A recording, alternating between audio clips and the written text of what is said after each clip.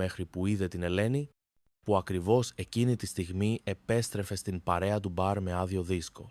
Ήρθε η Σταρ, είπε η Ελένη δυνατά, ώστε να την ακούσουν και οι υπόλοιποι, κάνοντας μια χειρονομία προς την φίλη της.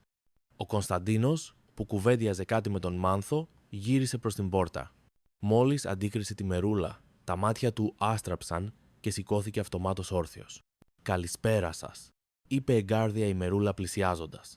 «Συγγνώμη για την καθυστέρηση, έκλεισα το μαγαζί και ήρθα όσο πιο γρήγορα μπορούσα». «Καλησπέρα, Δεσποινής Μαρία», απάντησε με θέρμη ο Κωνσταντίνος, ίσως με υπερβολική ένταση. «Χαίρομαι πάρα πολύ που σας βλέπω». Έβγαλε το σακάκι του αμέσως και το πέταξε άτσαλα στην καρέκλα του. «Καθίστε, παρακαλώ, καθίστε», προσέφερε τη δική του καρέκλα στην νεοφερμένη. Η Ελένη έβαλε το χέρι στο στόμα για να κρύψει ένα γελάκι. Ο καθηγητής ήταν πια αγνώριστος.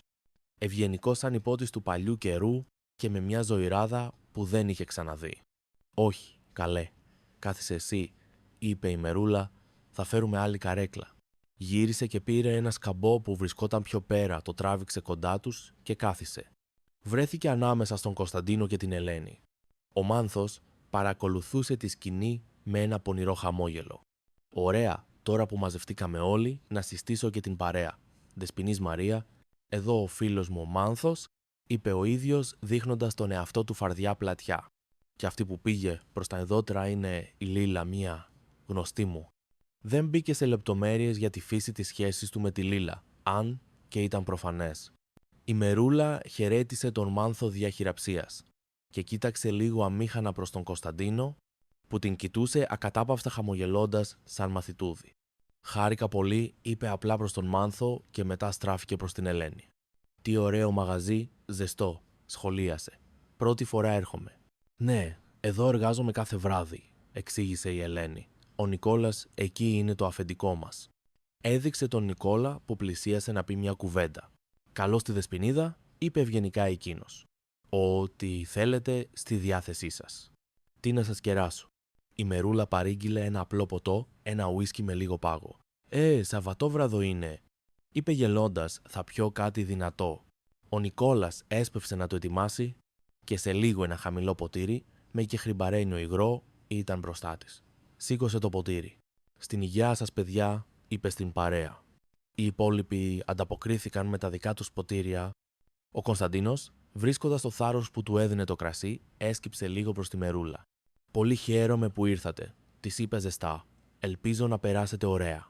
«Και εγώ χαίρομαι, κύριε καθηγητά», απάντησε εκείνη. «Ελένη, να σε ρωτήσω, θα καθίσεις καθόλου μαζί μας ή δουλεύεις?» Γύρισε στη φίλη της. «Δουλεύω», έκανε η Ελένη. «Αλλά θα έρχομαι κάθε λίγο να ρίχνω μάτι. Αν χρειαστείτε τίποτα, φωνάξτε με». Της έκλεισε το μάτι με νόημα, καταλαβαίνοντας ότι η Μερούλα ίσως ένιωθε λίγη αμηχανία. «Η Ματίνα εδώ θα σας κρατήσει συντροφιά». Η Ματίνα που σέρβιρε δίπλα κούνησε το χέρι. «Μην ανησυχείς, Λενάκι, τους έχω από κοντά», είπε εύθυμα. Καθώς η νύχτα προχωρούσε, η συντροφιά στο μπαρ έγινε όλο και πιο ζωντανή. Ο Κωνσταντίνος, κάτω από το μεθυστικό βλέμμα της Μερούλας και την επίδραση του κρασιού, ξεθάρεψε. Βρήκε τον εαυτό του να μιλάει μαζί της για θέματα που κανονικά δεν θα φανταζόταν. Της εξηγούσε με πάθος και χειρονομίες που έριχναν σχεδόν το ποτήρι του την ιστορία ενός βυζαντινού μοναστηριού που είχε επισκεφτεί, μόνο και μόνο επειδή εκείνη ρώτησε αν του αρέσουν τα ταξίδια. Η Μερούλα, με την σειρά της, του έλεγε ανέμελα πώς είναι η καθημερινότητα σε ένα κομμωτήριο της γειτονιάς, πόσο διαφορετικός κόσμος από το δικό του. Κι όμως ο καθηγητής άκουγε μαγεμένος, γελούσε με τα αστεία της για παράξενες πελάτισσες και απαιτητικές κυρίες και πολλές φορές έσκυβε κοντά της για να την ακούσει καλύτερα μέσα στο θόρυβο, πράγμα που τον έκανε να κοκκινίζει, κάθε φορά που συνειδητοποιούσε πόσο κοντά ήταν τα πρόσωπά τους.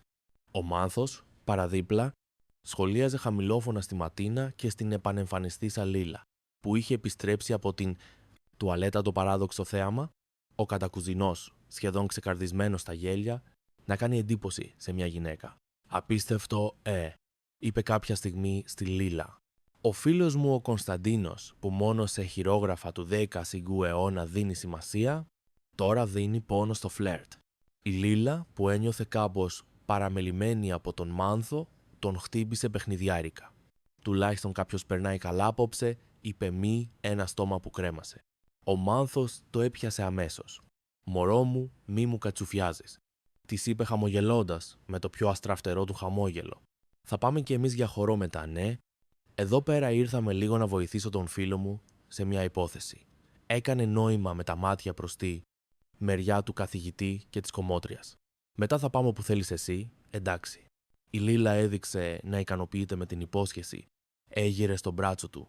Πίσω στο πρωταγωνιστικό δίδυμο, ο Κωνσταντίνος είχε αρχίσει να αισθάνεται μια έντονη θαλπορή, σίγουρα από το κρασί που έρεε, άφθονο στις φλέβες του. Ένιωθε όμως και κάτι άλλο. Μια απελευθέρωση. Έκανε αστεία, πράγμα σπάνιο για εκείνον, και με έκπληξη διαπίστωνε ότι η Μερούλα γελούσε ειλικρινά μαζί τους. Όχι κοροϊδευτικά, αλλά με συμπάθεια. Η βραδιά είχε πλέον φτάσει στο αποκορύφωμά της. Η μουσική έπαιζε ένα αγαπημένο ρεφρέν και πολλοί στο μπαρ τραγουδούσαν μαζί. Ο Νικόλας σέρβιρε σφινάκια σε μερικούς θαμώνες κερασμένα από το μαγαζί. Η ατμόσφαιρα ήταν χαρούμενη. Η Ελένη, βλέποντας τον Κωνσταντίνο να περνάει καλά, ίσως καλύτερα από όλους, αντάλλαξε ένα βλέμμα με τη «Ματίνα». «Τι ζούμε», της είπε η Ματίνα στα γρήγορα, καθώς περνούσε από δίπλα της με ένα δίσκο. Ο καθηγητής, άλλο άνθρωπος. Η Ελένη γέλασε. «Και πού είσαι ακόμα», απάντησε. «Κάτι μου λέει πως απόψε θα έχει και άλλο επεισόδιο η υπόθεση». Είχε ένα προαίσθημα ότι ο Κωνσταντίνος, μεθυσμένος και κεφάτος, μπορεί να έκανε κάτι τολμηρό. Και δεν είχε άδικο. Κεφάλαιο, τέντα, κρυφά μυστικά. Λίγο μετά τα μεσάνυχτα, το κέφι στο μπαρ παρέμενε αμύωτο. Ο Κωνσταντίνος είχε φτάσει πλέον σε ένα επίπεδο ευθυμίας που ομοιότου δεν είχε ξαναζήσει. Τα μάγουλά του έκαιγαν, το κεφάλι του γύριζε ελαφρά, αλλά μέσα από το θολό πέπλο του κρασιού, το μόνο που ξεχώριζε καθαρά ήταν το χαμογελαστό πρόσωπο της Μερούλας. Εκείνη είχε πιει μόνο ένα ποτήρι ουίσκι και μετά το γύρισε στο νερό, συγκρατημένη όπως πάντα. Παρόλα αυτά διασκέδαζε και η ίδια, η παρέα ήταν ευχάριστη, ο καθηγητής απροσδόκητα γοητευτικός με τον αφελή και ένθερμο τρόπο του. Σε μια στιγμή, καθώς ο Μάνθος είχε σηκωθεί να χορέψει ένα τσιφτετέλι με τη Λίλα, προς μεγάλη τέρψη των υπολείπων θαμώνων που χειροκροτούσαν ρυθμικά, η Μερούλα βρήκε ευκαιρία να ρωτήσει τον Κωνσταντίνο κάτι που της είχε γεννηθεί σαν απορία. «Κύριε Κατακουζινέ, ήθελα να σας ρωτήσω. Η ειδικότητά σας, η βυζαντινολογία, πώς και σας τράβηξε τόσο?» Ο Κωνσταντίνος, που ενώ χόρευαν οι άλλοι είχε χαζεύει τη σκηνή γελώντας, γύρισε προς το μέρος της. «Α, σπουδαία ερώτηση», είπε ενθουσιασμένος. «Βλέπετε, από μικρός είχα μια κλίση προς την ιστορία και την θεολογία. Το Βυζάντιο συνδυάζει και τα δύο, είναι μια εποχή όπου η πίστη και ο πολιτισμός πήγαιναν χέρι-χέρι. Και έτσι άρχισε να της μιλά με πάθος για το πώς βρέθηκε να σπουδάζει αυτό το αντικείμενο, για τους δασκάλους που τον ενέπνευσαν, ακόμα και για τα ταξίδια του σε μοναστήρια του Αγίου Όρους. Η Μερούλα άκουγε με γνήσιο ενδιαφέρον, της έκανε εντύπωση πόσο ζωντανεύε όταν μιλούσε για τα αγαπημένα του θέματα. Έμοιαζε λιγότερο ιδιόρυθμος και περισσότερο ρομαντικός. «Πρέπει να έχετε δει πολλά ωραία μέρη», είπε όταν εκείνος ολοκλήρωσε μια περιγραφή. «Εγώ δυστυχώς δεν έχω ταξιδέψει πολύ. Το πολύ καμιά εκδρομή σε νησί το καλοκαίρι». Ο Κωνσταντίνος, με την αυτοπεποίθηση που του έδινε το κρασί, ένιωσε ένα κύμα τόλμης. Θα μπορούσαμε κάποτε να οργανώσουμε μια εκδρομή μαζί», τόλμησε να πει. «Ίσως κάπου με ιστορικό ενδιαφέρον ή όπου θα θέλατε εσείς». «Φυσικά», πρόσθεσε βιαστικά, συνειδητοποιώντας πόσο αυθόρμητα ξεπετάχτηκε η πρότασή του. Η Μερούλα σήκωσε τα φρύδια χαμογελώντας. «Μα τι ωραία ιδέα», απάντησε. «Θα είχε πλάκα. Να ξεναγηθώ από έναν πραγματικό καθηγητή», το είπε μισοαστεία, μισοσοβαρά. Ο Κωνσταντίνος αναθάρισε από την θετική ανταπόκριση. Η καρδιά του χτυπούσε δυνατά. Δεν ήταν πια νηφάλιος, και καθώς ο Μάνθος και η Λίλα συνέχιζαν να χορεύουν, η μουσική και τα χειροκροτήματα δημιουργούσαν ένα θορυβώδες φόντο, ένιωθε πως η στιγμή ήταν τώρα ή ποτέ. Γύρισε προς τη Μερούλα, φέρνοντας στο μυαλό του την προτροπή της Ελένης, ζήτησέ της να βγείτε, καθάρισε τον λαιμό του. Ξεκίνησε, αλλά η φωνή του χάθηκε στον γενικό θόρυβο. Προσπάθησε ξανά, γέρνοντας λίγο πιο κοντά της. «Δεσποινής Μαρία, θα ήθελα κάτι να σας προτείνω». Εκείνη έσκυψε και αυτή προς το μέρος του για να ακούσει, φέρνοντας το αυτί